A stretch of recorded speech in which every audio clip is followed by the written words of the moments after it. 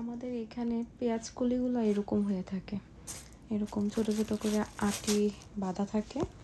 আর হয়তো বা অনেক সময় সেলে দিলে 4টার দাম $1 থাকে, বা 5টার দাম $1, বা 3টার দাম $1, এরকম করে থাকে আর কি।